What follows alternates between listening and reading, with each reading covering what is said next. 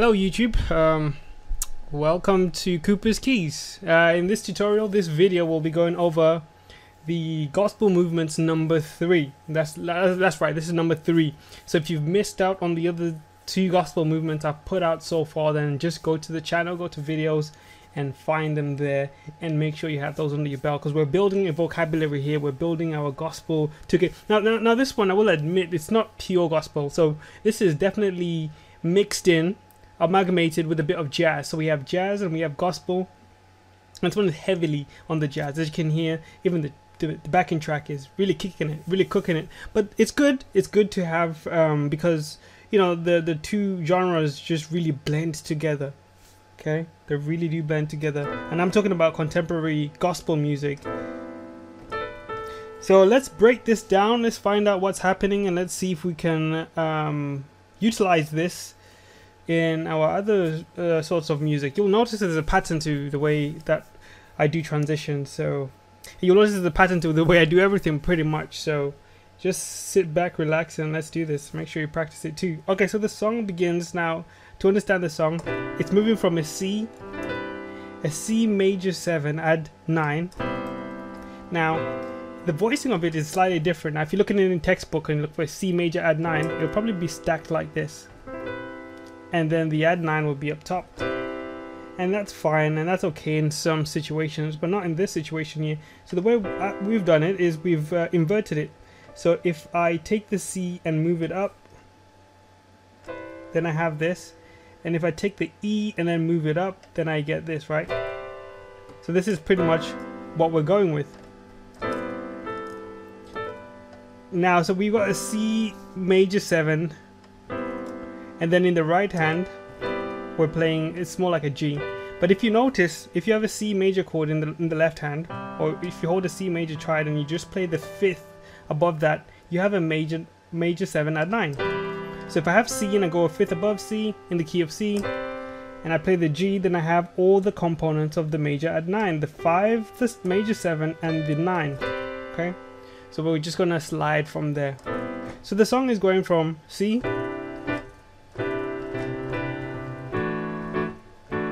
which is an E 9/11, E minor 9/11.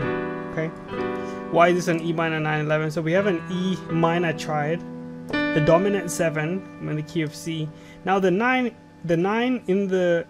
on E, which is our second, which is our third note in our degree. We know that from just studying theory that the 1 is major, the 2nd is minor, and the 3rd is minor. But notice where the 9 is. The 9 is an F sharp. So normally we would make it a flat 9 so that we stay inside the key. But this time we stick with a normal 9 of an E major. So it adds this foreign note here, which is the F sharp. Doesn't belong in the key of C. Okay. So we have a C major, E minor 9. Now I said 11 because when you add the A, think about it, 9, 10, 9, 10, 11. So if I play a D on top of an E minor, I have an E minor 9, 11, okay? So let's recap. So we have a C,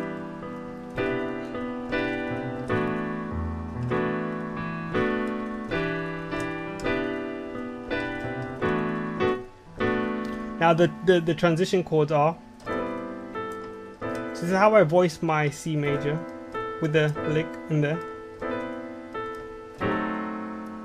Then the transition chord was an F sharp diminished.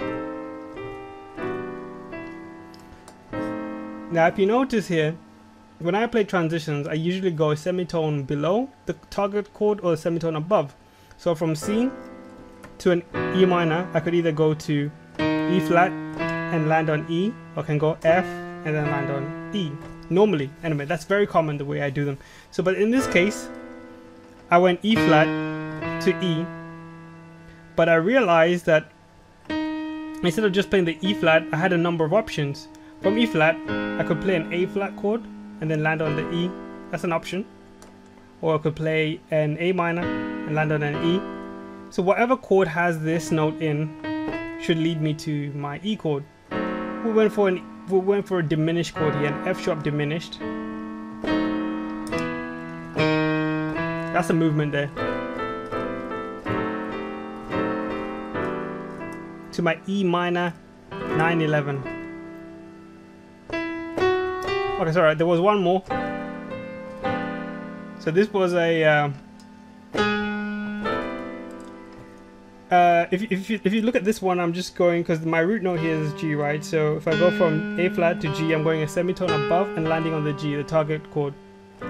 But instead of just doing it as a boring old G, we had an F diminish here. I know this opens up, this makes the rule slightly less guidey, if I should make up a word, because now it's almost like anything could count as going from the root above or root below, because you can have an F diminished, you can have that, you could have that, you could have an A flat, and that's the thing about music. It's like there's so many possibilities. We don't want to reach the end. So this is just a guide, this is just a rule, it's just the way I think about things. But at the end of the day, it's going to be about you know, nurturing your taste in transitions, and then coming up with something that works within the genre that you're in. If I was playing, I don't know, jazz, Disney or something else, maybe I wouldn't use that transition, but because of what the genre I'm playing, I make the transition more specific. Okay, so I don't want to make this video too long, we're running out of time, so let's just get to the tutorial.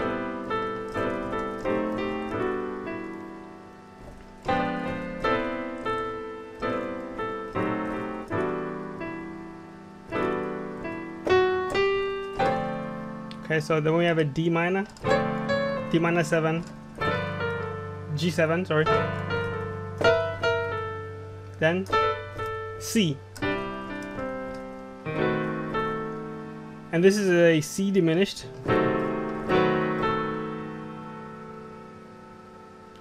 and then we have this movement here, which is a, at first glance it seems complicated, but all it is E flat, E, F. But instead of having the F, we're doing a tritone substitution on the F. So now I'm not going to go into tritone in too much detail now because I'm running out of time with this video. But here I've got the 7 of F and the 3rd, which gives me my tritone and the F at the top. Okay, C diminished, E minor, and then the F tritone with this here. What is this? I didn't need it, but it sounds good. I'll let you guys let me know in the comment below, what note is this here in this chord here if I'm playing an F tritone. Alright, let's proceed. So the movement is, and then goes down to the G.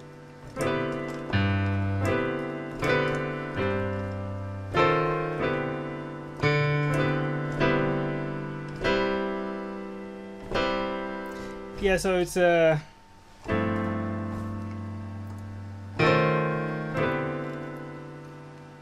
C major 7 in my right hand, a G chord in the left hand,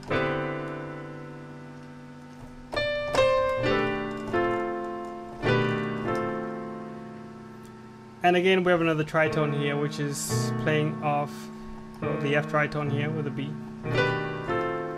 F tritone sound familiar? With the F, right?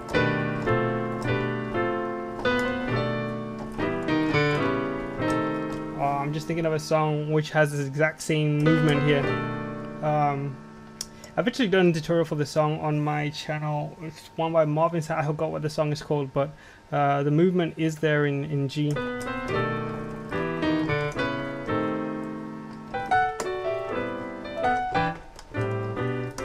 I don't know, if anyone remembers, please let me know in the comments below. But yeah, this is it for this tutorial. We're up to 10 minutes, so unfortunately I can't go for much longer now.